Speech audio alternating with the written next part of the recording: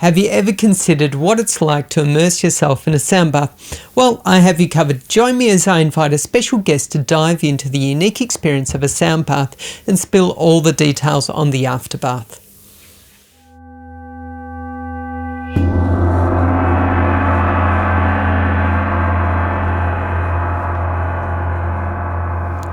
Welcome to the Afterbath, where we explore unique experiences and wellness practices. I'm your host, Matt. Today we have a special episode where we'll be diving into the world of sound baths. If you've ever wondered what it's like to be immersed in soothing sound waves, you're in for a treat. Join Loretta as she embarks on the grand finale of her transformative sound bath journey, the sixth and most profound session yet. After experiencing the full depth of sound's healing power, she's gone from "I'll squeeze it in if I've got time" to realise that this practice is as essential as eating, sleeping, and maybe even coffee. Big call, I know. So what began as a casual experiment has become a sacred commitment to her well-being. Let's stick around to watch Loretta take the final beautiful step towards balance, harmony, and pure bliss. So, inner peace, here we come. Loretta, welcome back. Thank you. Your final sound bath, number 6. Number 6. Yeah. We had a fortnight break. Yes. Yep, little break. So, now that's interesting. What are you experiencing now? You had a little break. Yes, my brain's missing that clear out. I don't know, Yeah. like we only just mentioned a detox for the brain. I think Yes. the sound bath that has shown me that helps with a level of clarity. Yep. In the last fortnight, it's been busy because it's Christmas time, and Yes. and we also had the builders come in, so I had to clear out a lot of stuff. So I had to compress into a fortnight, packing up almost 10 years worth of my work down in my studio, pack it all up, but do it in a way that I can unpack it without it being totally chaotic. Yes. So that was a deadline to meet. And so it was a pretty full on. busy week. It wasn't probably like a normal week. Wasn't a normal week. Yeah. Well, that's good for us to know. I mean, you know, we don't want to give the idea that now that you're on sound baths, you have to maintain sound baths. No, but it made me aware of the difference that it does make. Yeah. With my thinking, with my overall energy levels as well. Yeah. Yeah. Yeah. I mean, for me, I have an extensive practice that I do every day. And, you know, I'll be very thought about that. It's a long practice. And I choose to do it. And I get up very early in the morning to do it. Yes. And I wouldn't miss it ever. Like, there is not a day that I don't sleep in on Sunday. Okay. Even when I'm sick. You know, I've gotten sick a couple of times with really debilitating things where I've gotten up and been very hard to function and still done the practice. And at the end of the practice, I'm like, like totally cured. Like a little bit of malaise, but everything else just gone, which is pretty crazy. So if you didn't do that, how do you think you'd feel? Yeah, I would still be totally fine. I'd still be able to function, that's for sure. I think I would probably feel like a bit rough. You know, it's probably a little bit like, you know, when you wake up in the morning and if you have a shower every morning and you don't have a shower, you can feel that like, I'm looking forward to having a shower. Yes. Yeah. So I've always been, like a practicer, whether it's practicing instruments or, going to the gym or going for a run. I like to do the practice. To do the practice, yeah.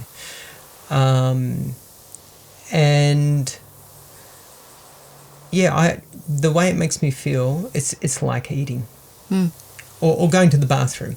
would you decide, no, today I'm not going to the bathroom, I'm going to be so lazy, I'm going to sit on the couch, no bathroom for me.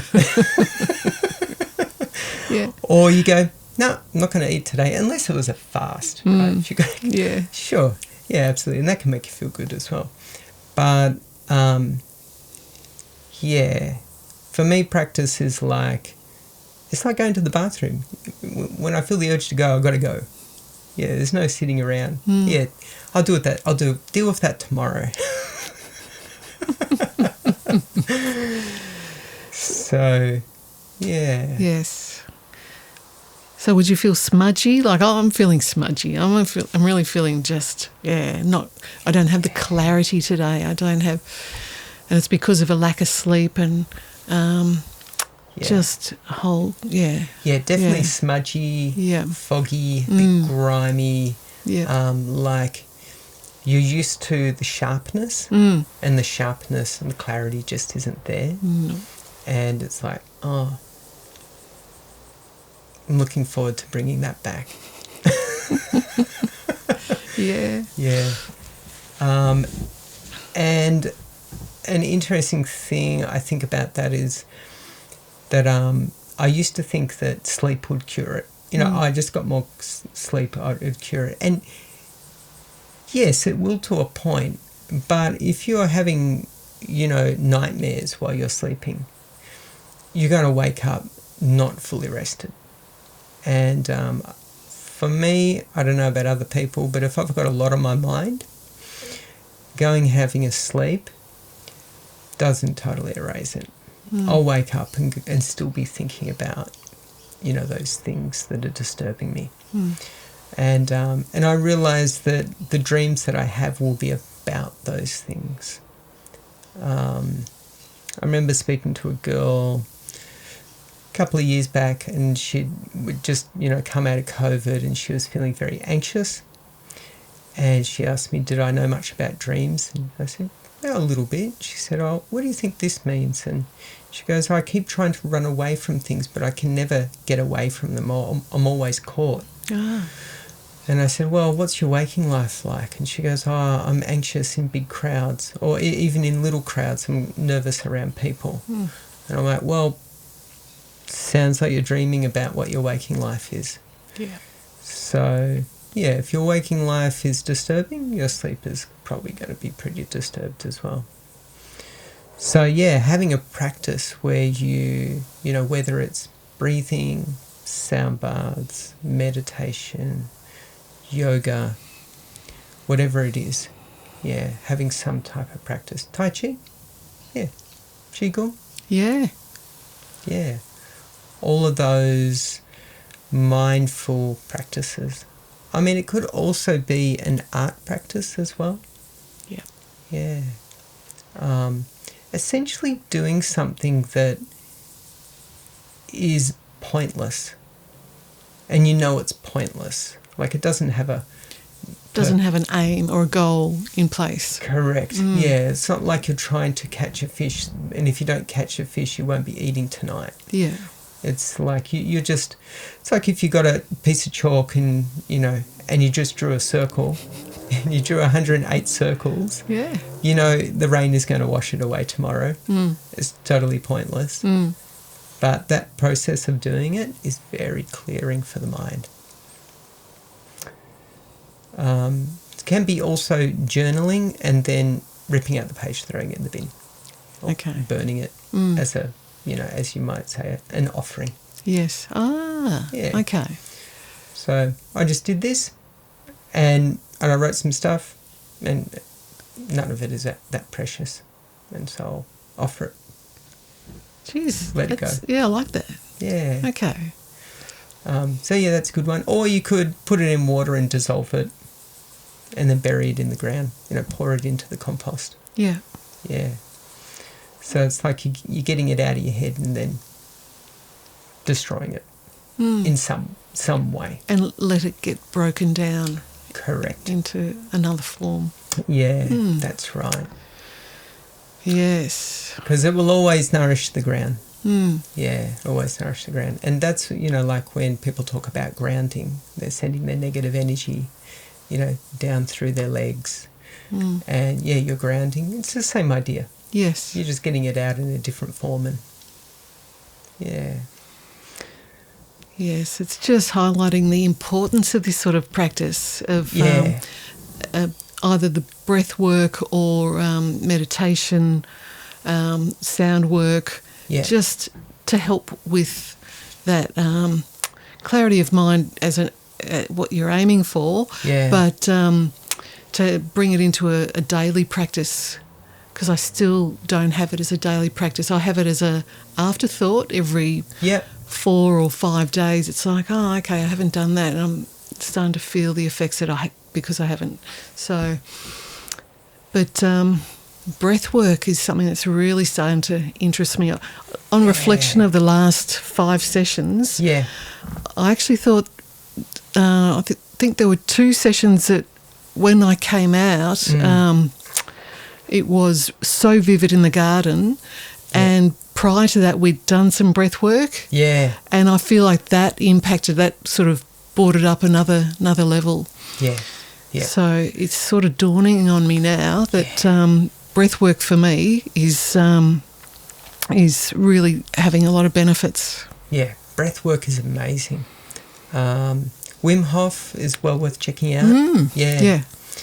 And there's probably plenty of other, like Indian practices that you can do, pranayama and things like that, and they're all beneficial. All really beneficial.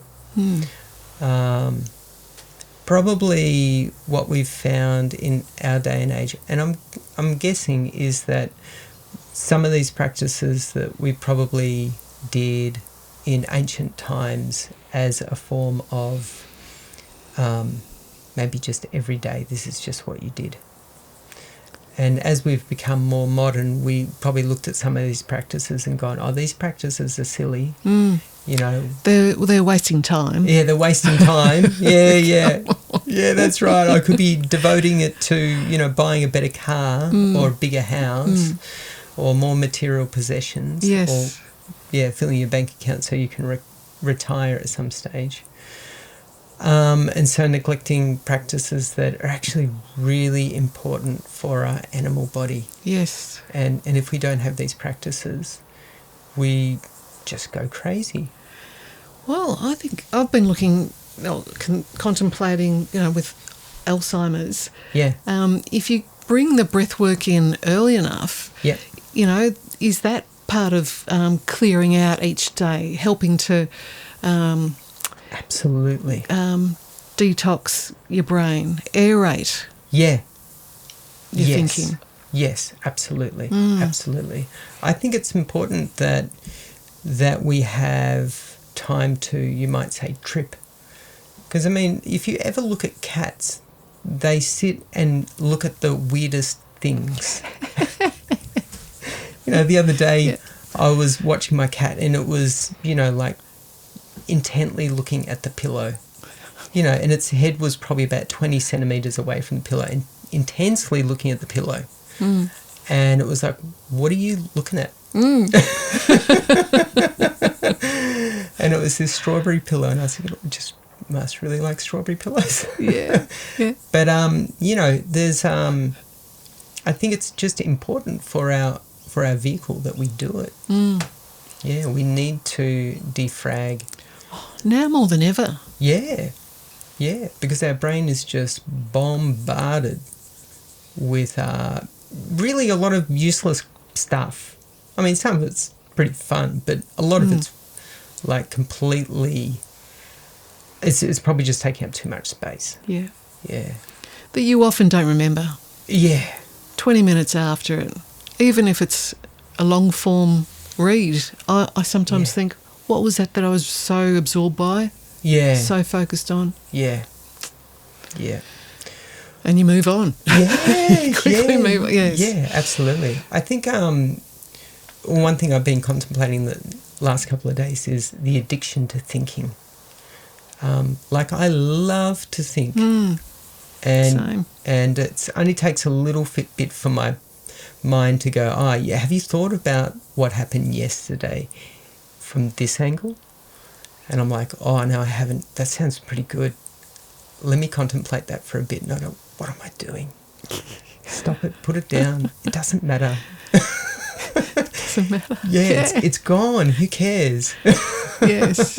Yeah. There's no amount of hero and victim worship that is going to resolve some nonsense that happened. Yes.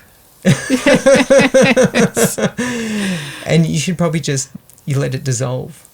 Yeah. But yeah, it's so addictive. Yeah. We're addicted to that drama. Yeah, addicted. Totally addicted. Yes. Yeah. And if we don't have it in our lives, we love to watch it. You know, movies, TV shows, read it in books. Yes. Yeah. You know, when was the last movie you watched that was really nothing other than just swaying flowers? I actually took a video like that just the other day. Wow. I know, and I played it back yesterday and I thought, that is so nice to just, there's no narrative, there's no, 3-act structure.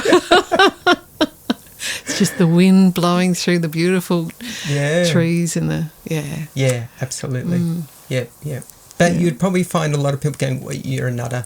Well, I am, but yeah. But I liked it. Yeah, absolutely. Yes, very calming. Yeah. I think that will probably become a very popular thing in years to come when people become less addicted to drama and they'll want to see just, like beautiful things.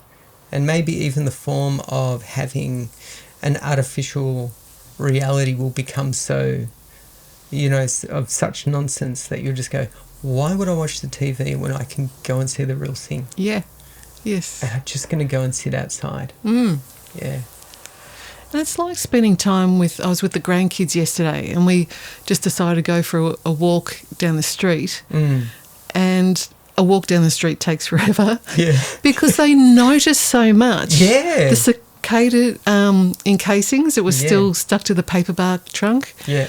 And they're finding one after another, and we just started to think about, cicadas when we were little, the whole neighbourhood would just be one big sound of their hum. Yes. And now we hardly have anything. any. Yeah. So just to be in their world and have it all slowed down and have that hyper focus on these beautiful things in nature. Oh, yeah. We came back and it was so lovely. Yeah. Our whole vibe was different. The pace was different. Yeah. They weren't trying to beat each other.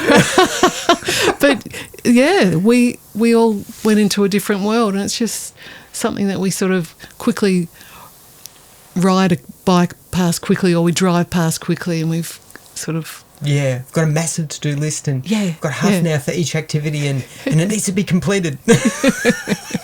Zip, zip. Yeah. We need to walk at least 1 kilometre, otherwise I won't have my steps in on my watch. Tick that off. Next. Yeah. Come on, kids, you're not walking fast enough. You're dragging them. Yeah. But this butterfly. Yeah, whatever. Yeah. Yeah. Butterfly. Yeah. There's hundreds of them. That's right. Steps are more important. Yeah. Yeah, it's funny. It's funny. Yeah. Yeah. Kids are great for that. Yeah, because it's and it's wonderful, I think, in that time when you have them where you're so focused on, I've got to do this and I've got to do that. Like we had kids around our early 30s, and at that point it was like, we got to make money. Yeah. Yeah. Yeah. And so you were just running from one thing to the next. No time to look at the paper bark on a tree. Yeah, absolutely. No time. Yeah. Don't you know Daddy has to get home and write a song? Yeah. And then he has to try and post it all in one day. Yes. You just don't understand. Yeah. How important this is. Yeah. Yeah. Yeah, it's crazy. So, but here we are. Yes. Yeah. Older, hopefully wiser. A little bit. Yeah, a little bit. Yeah. Slowing down and realising, actually, you know what, there's a lot of wisdom in those kids, we should have probably taken more notice. Totally agree. Yeah. But so, yeah, I think as grandkids come along, you go, oh, yeah, I totally get it now. Totally get it. Definitely. And they probably appreciate grandparents because they go, finally. Somebody's listening to me. No. Yeah, exactly. They get good attention from the parents, but they're juggling things. So it's a different type of attention. Different type. Yeah. Fantastic. Well, should we go and get rid of this grime? Definitely, yes, please. Yeah, okay. Yeah. Well, let's go to the sound bath. Okay. Imagine a moment carved out just for you. Reclined in gentle stillness, you are cradled by waves of pure, resonant tones, Tibetan singing bowls, gongs and chimes, weaving their magic. Each sound becomes a loving embrace, reaching into the deepest corners of your being, dissolving tension and inviting serenity. In this sacred space, the outside world melts away. The chatter of the mind quiets, replaced by the soft hum of harmony flowing through you. It's not just an escape, it's a homecoming, a reminder of your innate balance, strength, and connection to the infinite. Here, relaxation is just the beginning. A sound bath is a radiant pause in life's rhythm, offering renewal, clarity, and peace. Whether you're seeking a moment of stillness or a deeper connection to yourself, this is your time. Step through the doorway and let the whispers of the universe guide you back to your center. This is your invitation to realign, recharge, and remember the essence of who you are. Loretta. Yes. Welcome back. So here we are. Yep. At the final podcast. Yeah. The finish line. Yeah, the finish line. That was lovely. Great. Yes. Great. Excellent. Just what the doctor ordered. Yeah, good. So you noticed the difference between, you said you felt smudgy. Very smudgy. Yeah. Yes. Murky thinking. Just felt slow and just, Yeah. And now? And now, very relaxed. Yeah. Clearer. Yeah. Definitely clearer. And very interested in what happened during that session. That was, Yeah, okay. And now that I'm more mindful of how you go through that process and how my mind starts off so chattery, and I was used to having like 5 or so minutes of heavy chatter going on. Yes. I felt that coming on and I quickly just went, okay, I'll cut this short. Yeah. I got into it like a gratitude mindset. I started to thank my dad and thanking my husband and my brothers and then going out broader, that thank you to the universe and all this thing and thank you for Matt and all this. And so it stopped all the chatter. And that was when you were going through the chime, that beautiful chime sequence. Yeah. But it's funny that then had me talking to myself too much about, because I brought up some issues with, I can now see it was an issue with masculinity rather than issues with my dad. I had a beautiful father. Yeah. Great relationship with him. Yeah. Lots of fond memories, but I had issues with the masculine culture that I grew up in that we're still deeply embedded in. Yeah, absolutely. And the expectations on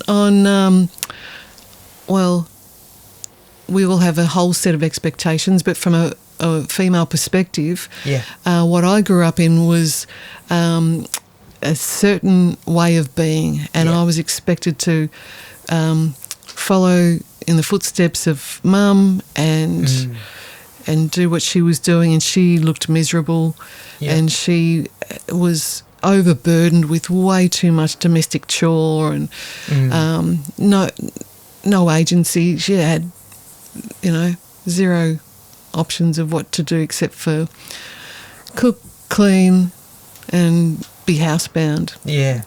So I didn't see that as a great option for myself, and just saw, well, why can't I do what the boys are doing? And so what came up in that chime sequence, even though I was in a gratitude space, was frustration with that hierarchy that we were stuck in. Yeah. And I say we because, Dad was doing his best, but he was still a traditional male expecting me to be a certain way. Yeah. Yeah. And hence, so my brothers had that same level of expectation, and as we grew up, nothing really changed. Yeah. And, to a certain extent, even my husband has that. And a lot of it's unconscious. Yeah, of course. Because they're all great people that I love. Yeah. But it's a set of cultural expectations that we haven't shaken off. Yeah. And that was sitting there in that lovely sequence in the middle of something that was really good, and it was starting to, I teared up over it, and I was like frustrated and angry, and that's what came up. You sensed it. Yeah. Yeah. Yeah, it's interesting, isn't it? Very interesting. Yeah. Yeah. Yeah, I don't... Yeah. Telepathy's... however you want to think of it, it's real. Yeah, yeah. And everyone experiences it. It's just that they're... like when you're thinking of someone and they send you a text. Yeah. Or you're sitting in the car and you feel that the person next to you in the car next to you, even though you're not looking at them, you can feel them gazing at you. Yes. And then you glance across and they are looking at me. Yeah. Right. Yeah. So there is an energy transference that you pick up on. Yeah. And we're surrounded by it. Yes. And that's why I think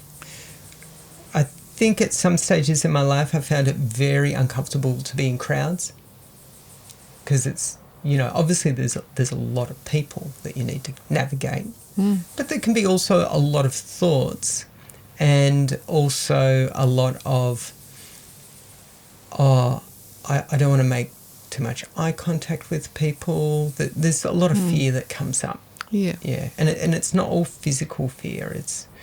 There's just a lot of what you'd call interfering thoughts, ugly thoughts that pop into your head, and you start going, this is not me. Why am I thinking these thoughts? I'm not a bad person. Yes. I keep getting ugly thoughts, and I don't know why. Yeah. Yeah. So maybe you might be picking up thoughts around you. That's at least what I experience. And when I go into these more mindful states, they're a little bit easier to pick up. Yeah. Yeah. And actually, I had that at its strongest, that telepathic approach with Dad. Yeah. Like, he could make a phone call at that exact moment where I was hoping he would call or needing to talk to him. Yeah. And that happened so many times. Amazing. Over and over. And we were, close enough on that level. Yeah.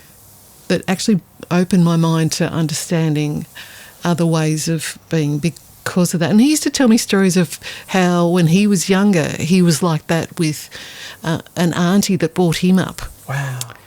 The same level of telepathic understanding, or if one was in distress, the other one understood or knew that something that they had to be there to help. And he had the same thing with his little dog. And and he was a very matter-of-fact kind of person. Yeah. But he also had that intuitive sense, very strong intuitive sense. Yeah. Yeah. That he wouldn't so much, I suppose, talk to his mates about or or at work, but it was something that he passed on to me, would talk to me about. Yeah. Yeah, absolutely. I think most people probably have these experiences, and just the social condition of, I don't want to be ridiculed, so I won't talk about these things because, well, I don't want, there's a lot of times when we talk to people and the conversation's really quite shallow. Yeah. and talking about telepathic stuff seems like a pretty deep conversation. And you don't want to be just dismissed as, oh, yeah, Crackers over here thinks. Oh, you're out there. Yeah. Yeah.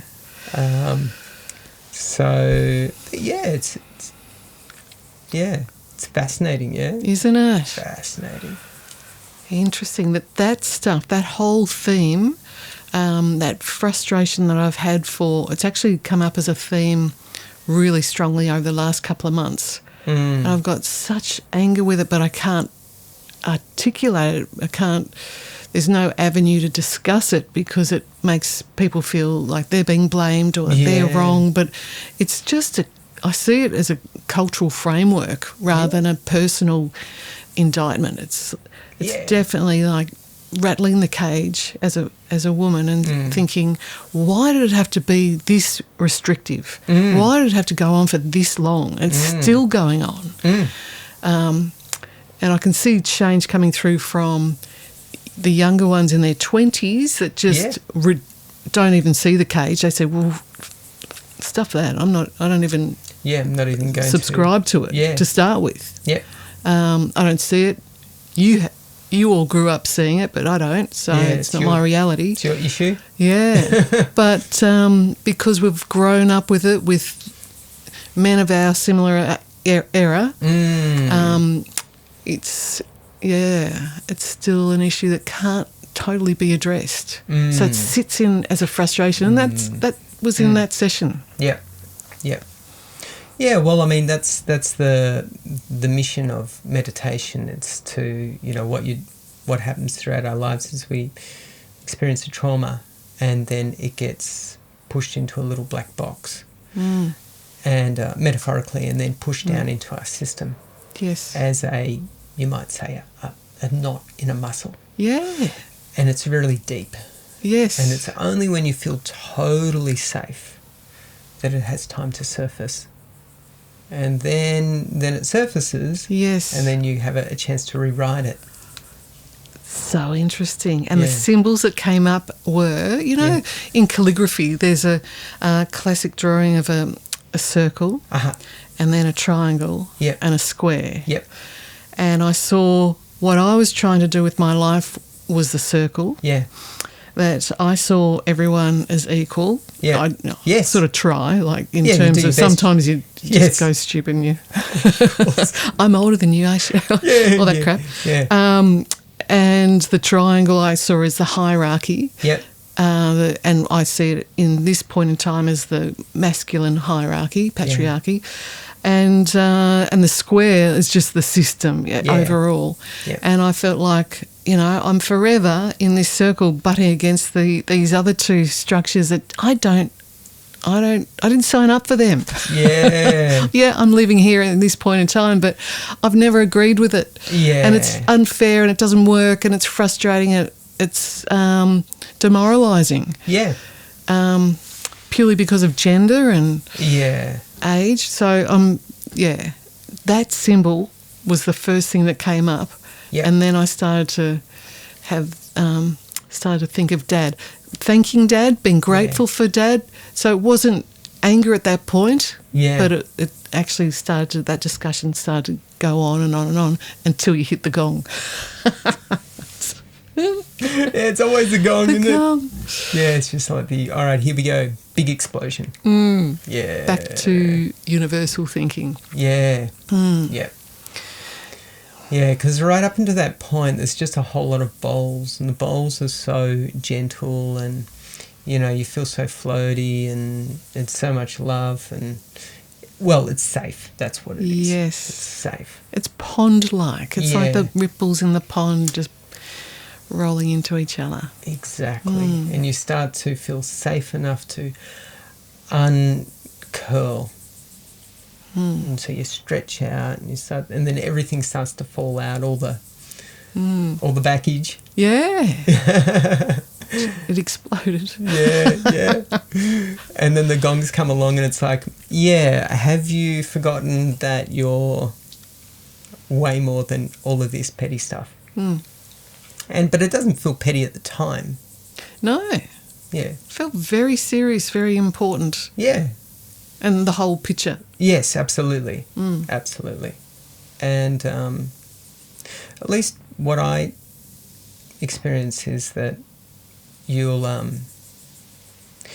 have a society where we have everyone is carrying their own trauma, and everyone is doing their best to return to a safe space or homeostasis or home or whatever it is. Yeah.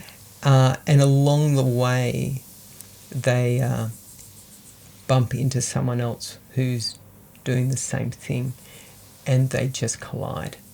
And they're two states of being which is based around trauma just goes off like a firecracker. Yeah. And so I definitely see it from teaching a lot of kids that well-meaning parents,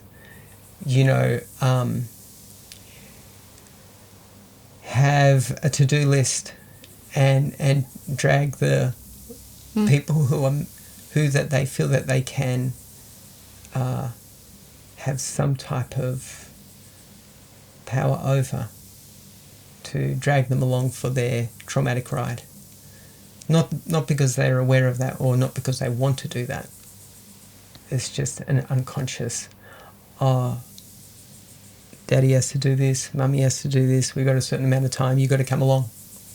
And if you don't behave the way that I need you to behave in order for me to get the job done, there's going to be some fireworks. And yeah, you won't like it, but I'm not liking it either. But that's just what's going to happen. And yeah, when you have a massive society that's like that, yeah.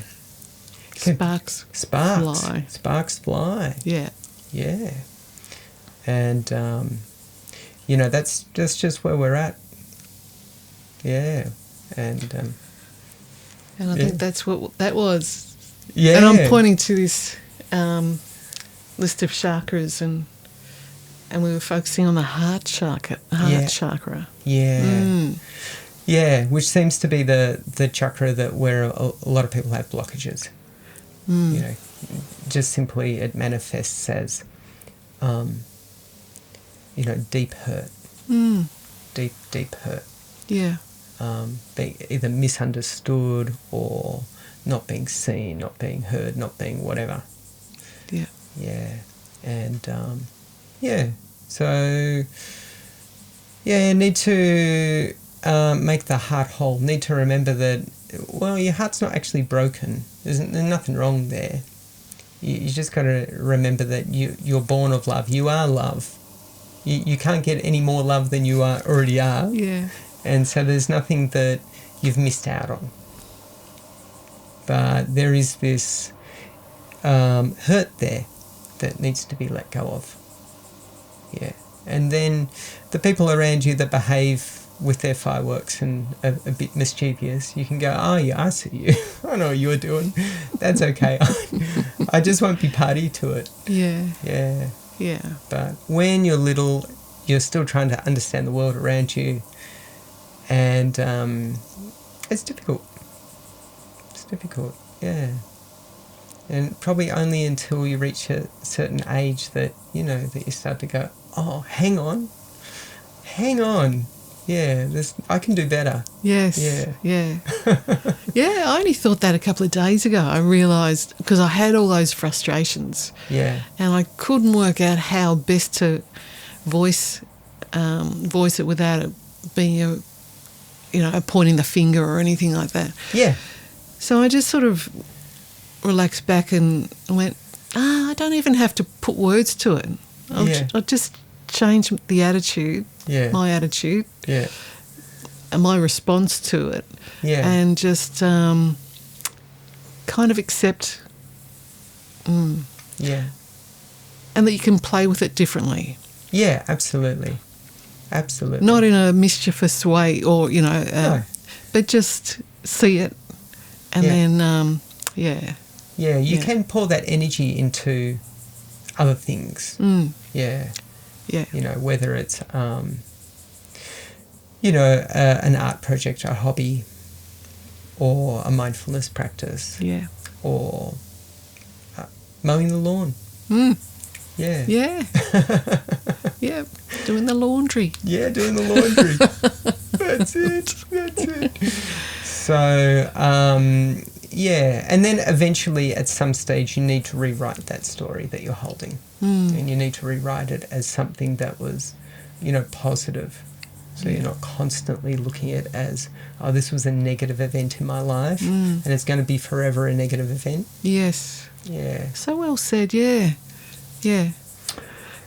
Because otherwise it just has a grip on you. Yeah. And it keeps coming, you keep revisiting this same pattern, this same scenario. Yeah. And nothing is really resolved. No, that's right. That's right. And,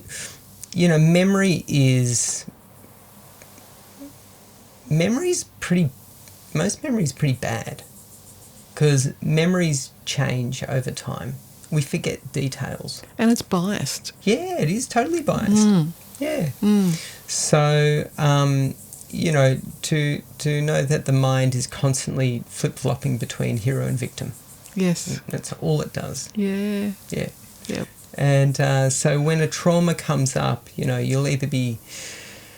Well, most of the time you're probably playing the victim, saying it was unfair. It should never have happened to me.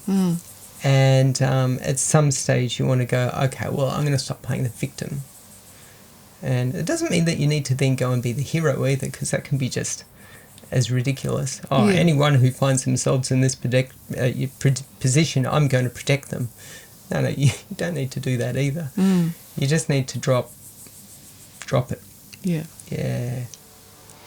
And to also realise that there might be a really strong energy there, totally strong. Like this, could be like a Tesla, battery there of energy that just needs to be released. Yeah. Yeah.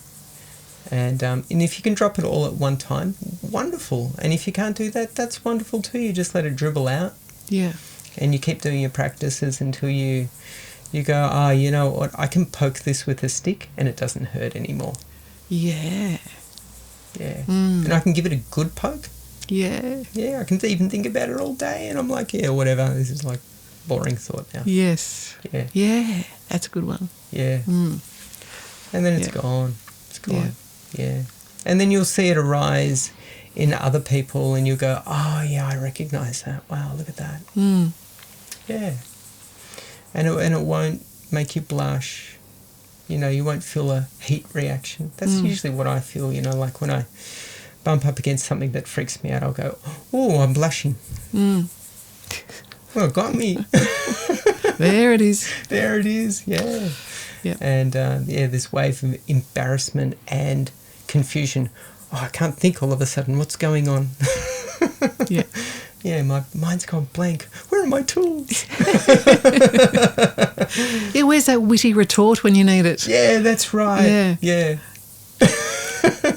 Usually comes at 2 a.m. Yeah. Oh, I should have said that. That would have fixed them. No, probably not actually.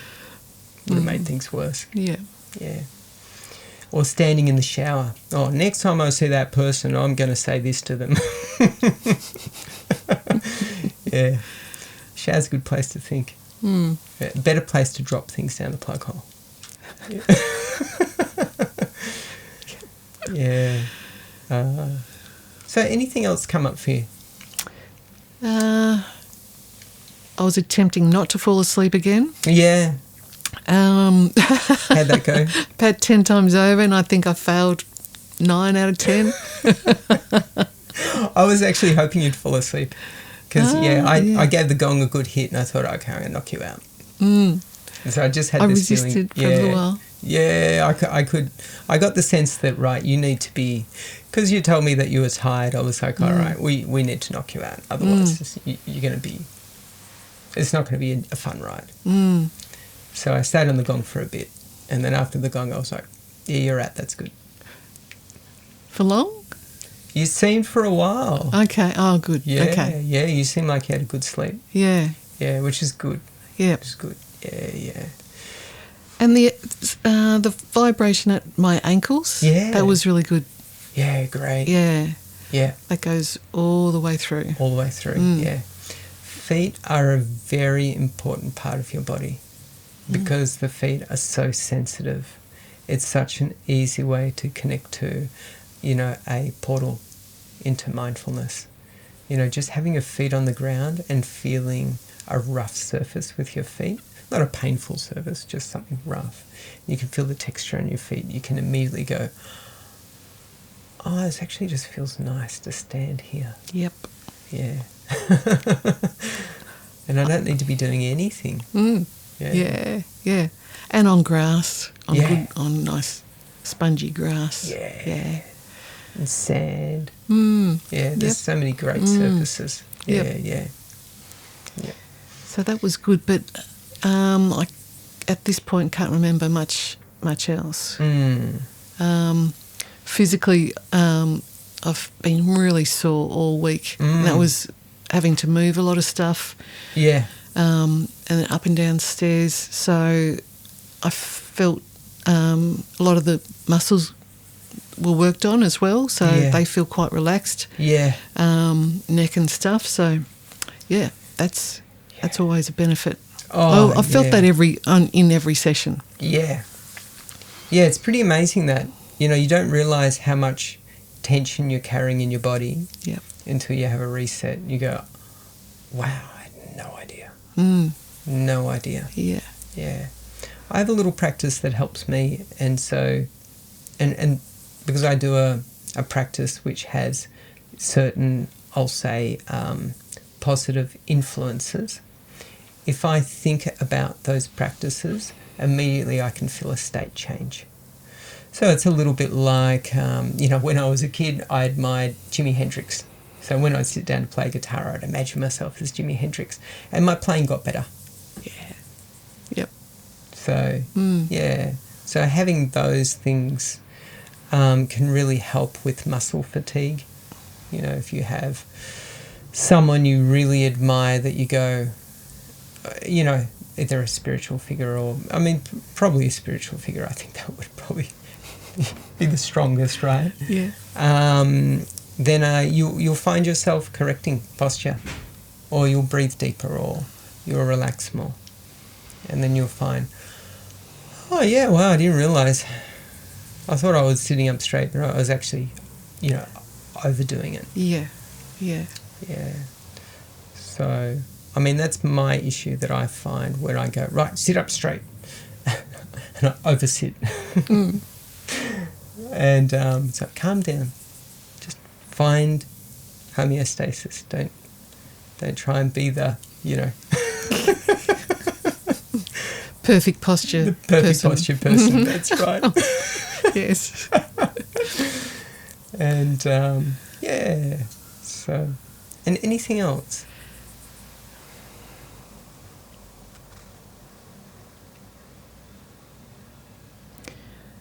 I did like how quickly I could turn off the monkey mind with gratitude. Yeah, that's good. So that just came to me just after a few moments. I just thought this practice of overthinking and having all these conversations going on, I need to test out a little technique and see how quickly I can shift that, and it worked. So that's good. I'll employ that more often. Yeah. Gratitude's a great one. Yeah. And I probably could have done a bit more breathing. I was feeling I didn't have a good breathing. I was a bit tense, I suppose, with my breathing. Yeah. There's probably a lot of thinking going on, and so you're probably distracted by the thinking rather than breathing. Yeah. Breathing is an excellent one. It's like, it's great for everyone because everyone does it. Yeah. Wouldn't be here if you didn't. Yeah, that's right. And there's no, in cultures, girls need to breathe this way and boys need to breathe this way. And or, if you come from a certain religious background or culture. Breathing is breathing. Yes. Yeah. Having said that, there are good practices with breathing. But to be conscious of. Like, Yeah. I was never conscious for a long time of how shallow my breathing was for so long. Yeah. I was just caught up in that urgent feeling of always having to. I was chasing deadlines, and Correct. we were expected to hurry up and do things. So it was always a shallow breath to quick. Come on, can you just? Yeah. I would never say, "Oh, look, just take a breath to start with. Relax into this. We've got time. We can do this." That's I it. never even thought to do I that. know. It's only now. It's only in the last year that I'm way more. I am actually conscious of my breathing. Yeah. Even in the middle of a frustrating situation, I can feel that. Oh, shallow breathing again. Yeah, because it just feels so good. Once you get into the habit of it, like, why would I want to be any other way? Nice, big, deep, long breaths just feel great. Yeah. But even in the past, if people would say to help relax the situation, just take a deep breath, that would frustrate me. Yeah. But now, if someone said, "Now, come on, take a deep breath," I'd go, "Yeah, of course." Yeah, of course. Yeah. So there has been a shift. There has been a change. I'm learning. Yeah. Yeah. Better late than never. Yeah, absolutely. Yeah. Yeah, you still got a lot of good breathing left in you. We can revive this one. Yeah. Yeah, that's good. Yes. Fantastic. So, but overall, what a great practice. So I now understand how important it all is. Yeah. And I'll be looking further into breath work. Yeah. Just get into a longer process, a 2-hour breath work process that I'll be trying with a friend in the next couple of weeks. Great. Yeah. Yeah, it's amazing. Like, it's well worth dedicating a good chunk of time each day. And then it becomes so automatic that you'll find yourself just doing it throughout the day. And then you get into a bit of mischief. And then you'll go, nah, mischief isn't that fun. Yeah, it's much better just to do that. Yeah. Practices. Just feels so much nicer. Yeah. Because, I mean, I do it. I go, well, how far can I stretch myself? And then I go, oh, yeah, hollow, shallow breathing. This feels bad. I feel really rattled. Yes. Yeah. And then once you feel really rattled, you feel really tired. Then you really can't get anything done. And you feel it in your whole body. Yeah, it's awful. Yeah. Yeah. So I probably should have done that this morning when I got up. Probably should have done that yesterday when I was all really sore and every muscle aching. Yeah. That's all right. We did a bit today. Yes. And you do a bit tomorrow. Yes. So overall, I've learnt a lot. Fantastic. And I'm so aware now how this modality is important for therapeutically for me. Yeah. Yeah, it's great. It's great. Yeah, it's great. Absolutely fantastic. Like a tune-up. Yeah, that's right. Like going to an acupuncturist. Yes. Yeah. Yep, just getting yourself straightened out. Yeah. So everything works again. Fantastic. So thank you, Matt. My pleasure. Really interesting, very enjoyable, Yeah. blissful. Yeah, great. Well, thank you so much for coming along. Oh, pleasure. Been a joy. Yeah, you'll be greatly missed. Oh, yeah. I'll be back. I'll be back. Yeah. Well, we're going to be doing a roundup with the other 2 participants probably in the new year, somewhere around. Oh, good. Yeah. So that'll be good. Oh, good. Yeah. Fantastic. All right. Awesome. Well, thanks, Loretta. Thanks again. No worries. See you soon. Okay. Thank you for joining us today. This has been a fascinating exploration of sound baths. If you've enjoyed this episode, be sure to subscribe and leave a comment. Join us again next week as we continue to explore the world of sound baths. Until next time, stay well and keep exploring new experiences.